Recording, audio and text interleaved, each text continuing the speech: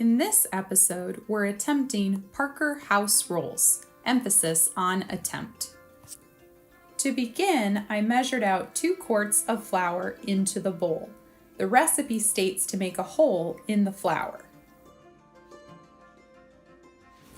Then to put in sugar, butter the size of an egg, and 1 teacup of yeast. I chose to add the salt here too, since the recipe does not state when, and 1 pint of milk, which had to be measured after boiling. We are not to stir it, but to put it in a cool place at 10 at night. At 10 the next morning, we are to mix it all together and knead 15 minutes. Whoa!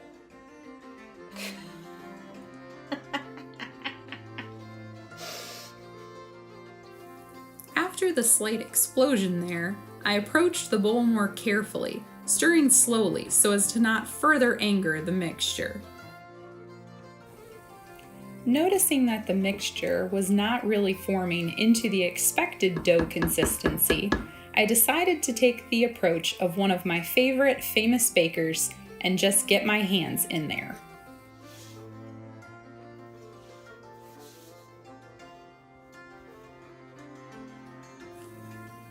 This approach still did not seem to be working, so I started to add in more liquid, some of which had escaped the bowl earlier, and see what impact that had. After adding more liquid, continuing to mix and knead the dough, as much as I really could, for almost an hour, I decided to take my chances and put it back in a cool place until 4 p.m., as instructed. At 4 p.m., I took it back out, let it sit for a moment, and then proceeded to form it into balls of dough, combining several recipe instructions to attempt to make the correct shape. I attempted a few different methods.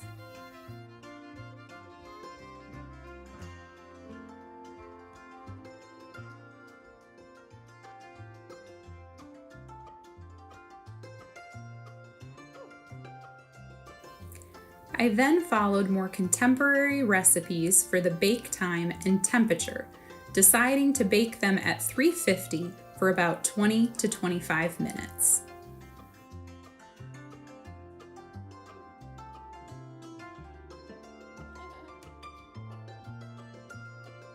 Well, here we have what are supposed to be our Parker House rolls, and in looking up recipes to compare to Mary Crofton's in the cookbook, I was told that this would be easy and that you could not mess this up. Well, yes you can, because these flat tacos are not the rolls that I was promised with butter and deliciousness. So in comparing various recipes, I tried to again fill in the gaps, but this time there were a few too many, and yeast is a little tricky to master.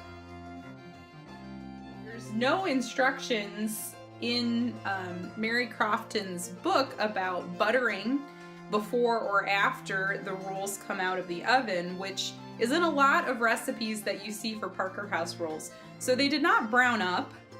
They also did not rise very well, and that could have been from a number of different factors. We tried to put them in a cool place, but I chose the refrigerator, which maybe was too cold. We also tried to guess for some of the amounts of ingredients, from butter the size of an egg to a teacup of yeast. And cooking can be a fun way to experiment. It can also be a stressful way to experiment. So if you think you can do better, please feel free to try this recipe or a similar one and share your photos and tips in the comments. Despite these disappointing rolls, we are still not done yet, and we'll keep trying some recipes from this historic cookbook to share with you and see if we can do a little better job next time. Thanks for joining.